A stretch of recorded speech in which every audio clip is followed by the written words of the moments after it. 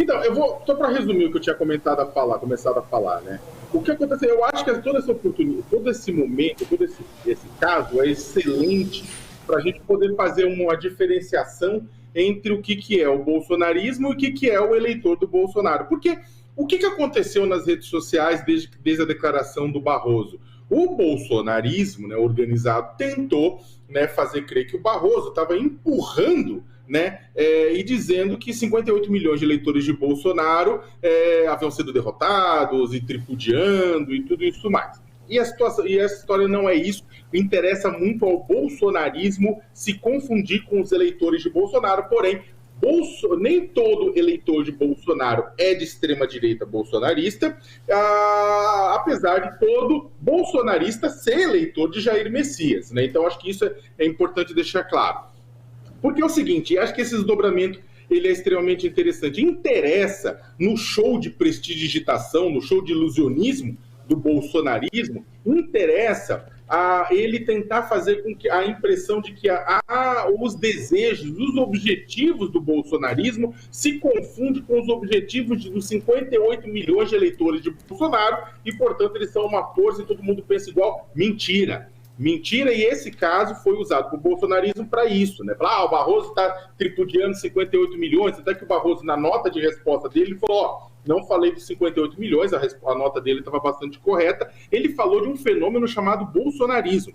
E é esse o bolsonarismo, né, que estava tentando exatamente se aproveitar dessa declaração. E aí, nunca é demais lembrar para a nossa audiência, para o pessoal que está nos acompanhando, o que é bolsonarismo. Bolsonarismo, primeiro, ele não criou a extrema-direita, mas ele ajudou a organizar a extrema-direita, deu à extrema-direita um líder, uma expressão eleitoral, levou a extrema-direita ao poder, né? Ela conta com elementos neofascistas, ideologia que abraça negacionismo científico, justiçamento no lugar da justiça, autoritarismo, armamentismo, misoginia, machismo, homolesbotransfobia, recorre ao discurso de costumes e comportamentos como instrumento de controle, faz um culto a uma figura messiânica de um líder e dá a esse líder poderes para sobrepor-se às instituições democráticas. Isso é o bolsonarismo.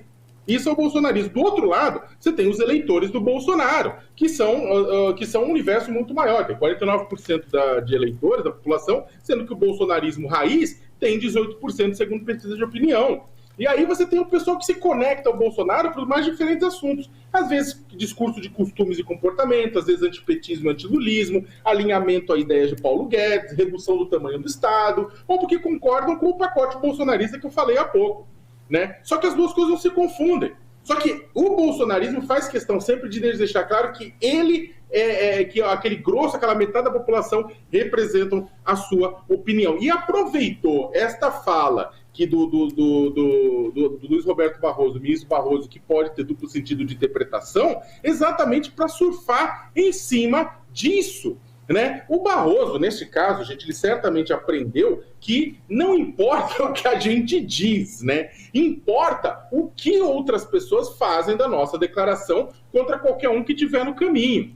Né? Se você vai ouvir o Barroso dentro do contexto da declaração dele, e vai entender que estamos falando do voto popular vencendo um movimento neofascista. E desculpa, não dá para normalizar o bolsonarismo. Bolsonarismo trouxe um golpe de Estado. Bolsonarismo levou a 700 mil mortes. Bolsonarismo é um movimento de necropolítica, miliciano. Né? Isso, na verdade, depois do 8 de janeiro, o pessoal, todo mundo falou na época, o bolsonarismo é criminoso. O ponto é que é o seguinte, o bolsonarismo apoia golpismo, né? Apoia o crime. E o que acontece é que agora, 6 meses depois, a gente normalizou tudo isso e não pode normalizar. Né? Eu tenho parentes mortos pela Covid, todo mundo está ouvindo, tem. Isso aqui é consequência do bolsonarismo, não do eleitor do Bolsonaro. Eu acho que esse é um ponto importantíssimo. O que o Barroso falou, e eu acho que é o seguinte, se eu fosse Jaiminho ou Carteio, personagem do Chaves, eu diria para o Barroso, evite a fadiga, não fala aquilo, ou fala de outro jeito, ou fala de forma mais clara. Nós derrotamos o Bolsonaro, ele pode falar, o voto popular derrotou o bolsonarismo. E alguém duvida que o Barroso não votou no Bolsonaro? O Bolsonaro chamou o Barroso de filho da puta. Vamos lembrar que quando o Barroso era ministro do TSE, presidente do TSE, o Barroso de filho da puta em 2021. entre outras coisas, e mandou a matilha ir atrás. É claro que o Barroso não gosta do Bolsonaro. Agora, é claro que ele está numa figura de ministro do Supremo Tribunal Federal, então ele pode culpar isso, né? Apesar da gente saber que os ministros vão falar. O Gilmar vai falar, o André Mendonça vai falar, todo mundo vai falar o tempo inteiro, né? O próprio Alexandre de Moraes vai falar, né? Então, mas acontece, ele vai ter que evitar vai ter essa fadiga. Da mesma forma que no final do ano passado, ao ser perseguido nas ruas de Nova York, ele soltou perdeu uma né, não a mola para um eleitor do Bolsonaro que estava assediando ele na rua, né? Então, o que acontece? Eu entendo, em resumo, eu entendi o que o Barroso quis dizer, acho que ele não precisava ter dito, apesar de concordar com ele, né? Só que a gente precisa fazer essa separação. Quando ele fala de bolsonarismo, ele não está falando de eleitor do Bolsonaro, ele está falando de um movimento tipo, de natureza de extrema-direita que não se mistura, não é de direita, não é conservador, não é religioso, não é isso. Isso aí está dentro do jogo democrático. Ele está falando de um movimento golpista que precisa ser emparedado pelo bem da democracia. E a gente acaba esquecendo muitas vezes isso. Olha, mas como você bem disse, tem fadigas que a gente pode evitar, né? Tem 2 ministros do STF em especial que tem uma incontinência verbal, né? O Barroso é um deles e o outro é o Gilmar Mendes, assim. Obviamente que, como o próprio Léo disse, Vivian, qualquer coisa que você faça vai virar outra coisa para o bolsonarismo. O problema é que o bolsonarismo já tem um olhar especial e já cria uma narrativa em relação ao STF, né? Então ontem foi a festa para o bolsonarismo, os deputados, os senadores, os ativistas bolsonaristas postando aí, ó, tá vendo? O STF, e tem um deles, cara, é horrível, tem que concordar com o bolsonarista, é a pior coisa que existe nesse país. Um deles falou, tá vendo? É como se o juiz falasse, viu, nós derrotamos o Corinthians, nós derrotamos o Flamengo, o juiz do futebol. Então, assim, dá pra ter evitado, né, Léo? É assim, tipo, é um desgaste que a gente não precisa com esses caras. Eles já vão inventar de qualquer forma. Se a gente der os instrumentos, é pior, né? Não, sim, mas é que eu falei. Eu acho que eu concordo contigo. A questão é que dava para evitar a fadiga? Dava para evitar a fadiga. Eu soltei 2 textos do outro. No primeiro eu citei Jaiminho Carteiro, né? Evite a fadiga, exatamente por conta disso. Então, por quê? Porque vai ter todo o desdobramento, que ele vai apanhar mais ainda. E o Barroso é um alvo preferencial do bolsonarismo, né? No início deste ano, antes até dos atos golpistas, o Barroso foi perseguido num restaurante em Santa Catarina, depois foi perseguido na casa onde ele ficava e teve que sair da cidade, ele é perseguido em aeroporto, é vaiado em aeroporto, tudo isso mais. O pessoal muitas vezes não tem coragem de fazer a mesma coisa com o Alexandre de Moraes, porque o Barroso responde com notas públicas, o Moraes responde com inquérito. Então, as coisas são um pouco diferentes, né, com relação entre os dois. Mas a galera, né, Léo? É inquérito, manda falar, então tá, vamos apurar o negócio que você tá atacando o presidente Supremo e tá correto, né? Porque ele tá fazendo isso. Agora, o ponto é que, realmente, ele devia ter evitado a fadiga, e eu acho que isso fica como lição, não só para ele, como para outros membros da República, né? Agora, mas ele vai tomar uma decisão, isso prova o quê? Então tá, todas as decisões do Barroso o Barroso mandou, eu lembrei uma coisa ontem pro pessoal também, que o pessoal do bolsonarismo é muito oportunista. Quando o Barroso foi o terceiro a votar contra o habeas corpus do Lula em 2018, que mandou Lula para a prisão de forma injusta, né? E quando o Barroso defendia a Lava Jato, ninguém falava, o bolsonarismo e a extrema-direita não falavam ai. Não falavam ai. Não falavam ai, ele está sendo político. Quando o Barroso defendia a Lava Jato em público, ninguém falava que ele estava sendo político. Quando ele fez tudo, mas foi nos autos. Imagina, o Barroso era uma pessoa que tinha o direito dele de fazer isso, mas era uma pessoa que defendia a Lava Jato de cima a baixo, em todos os lugares. Então, o que acontece? E por que o bolsonarismo não reclamou? Afinal de contas, o lavajatismo também é um movimento de interesse político, ou não? Por conta de decisões, por conta do lavajatismo, né, o Lula ficou fora da eleição de uma forma injusta, permitindo o Bolsonaro crescer, permitindo o Bolsonaro chegar lá. E o bolsonarismo e a extrema-direita ficaram em silêncio naquele momento. Então é o seguinte, existe um oportunismo também, né? Por quê? Porque os ministros falam, juiz fala, desembargador fala, o ideal seria que só falasse nos autos? Sim, o ideal seria que só falasse nos autos, mas o povo fala e vai continuar falando. Isso faz parte da natureza humana, inclusive o erro faz parte da natureza humana. Agora, dizer que ele está suspeito, etc., então por que ele não decretou ele suspeito lá quando ele tirou o Lula da eleição?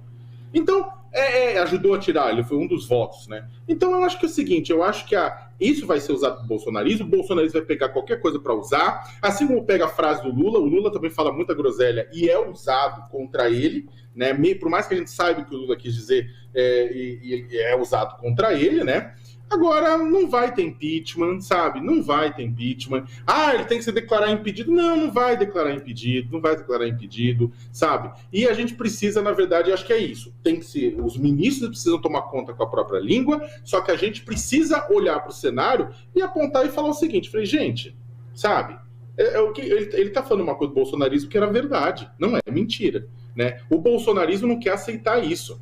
E aí a gente viu ontem lá no Congresso Nacional aquele choro, aquele mimimi, o Rogério Marinho chorando naquela situação, sabe? É uma situação deprimente. A estética bolsonarista também é uma coisa, não é só um problema ético, é um problema estético, né, do bolsonarismo. E aí é uma situação deprimente. Eu acho que é isso. Eu acho que tem que controlar a língua, mas a gente também não pode cair na provocação de fazer essa discussão, porque no mérito o Barroso estava certo. Só que o presidente do Senado disse que a fala foi infeliz. A gente tem o vídeo, vamos ouvir? Isso do Supremo Tribunal Federal, evidentemente, deve se ater ao seu cumprimento constitucional de julgar aquilo que é demandado. Então, a presença do ministro num evento de natureza política, com uma fala de natureza política, é algo que reputo infeliz, inadequado, inoportuno, e o que espero é que haja, por parte do ministro Luiz Roberto Barroso, uma reflexão em relação a isso, eventualmente uma retratação no alto da sua cadeira de ministro do Supremo Tribunal Federal e prestes a assumir a presidência da Suprema Corte. Nós estamos num esforço muito grande no Brasil de conciliação, de pacificação, de acabar com o ódio e com as divisões. Nós temos exercido isso no dia a dia para que a gente possa ter um país próspero, repito, com menos intolerância, com mais amor, com mais compreensão, e cada qual tem que cumprir o seu papel e se esforçar conjuntamente para que isso aconteça no nosso país. Assim, ontem o Barroso... Desculpa, Vivi. Imagina. Ontem o Barroso foi ao Twitter, né? A gente vai ao Twitter falar coisas, se desculpar pela fala, ligou para o Pacheco e também fez esse pedido de desculpas, disse que, na verdade, devia ter trocado o termo, em vez de dizer que era bolsonarismo, ter dito extremismo, como eu já falei, e o Léo falou muito bem aqui, seria o melhor. Se ele tivesse só trocado o termo bolsonarismo por extremismo, isso tudo não estaria acontecendo. Mas quem somos nós para julgar também? Às vezes você está lá no calor da emoção, acaba soltando sem querer, mas parece que pelo menos esse capítulo foi encerrado entre o Barroso e o Pacheco. Isso. E aí teve também, deixa eu só aproveitar, Léo, que tem a ver com essa fala do pedido de desculpas aqui que o William trouxe pra gente. A gente tem também um tweet do jurista Pedro Serrano, e aí eu vou pedir para colocar na tela, vou ler, depois a gente vai contigo. Então ele fala o seguinte: Barroso foi infeliz na forma como expôs seu pensamento, mas não em seu sentido. A Constituição Federal de 88 não é neutra. É uma semente antiditadura e extremismos, parafraseando Ferrajoli. Não se trata de ser contra a direita, mas contra golpismos e a favor da democracia. É que eu repito uma coisa, né? Eu entendo o que o Pacheco fala, tudo, mas vamos lá. Bolsonarismo golpista é um pleonasmo. Bolsonarista golpista é um pleonasmo.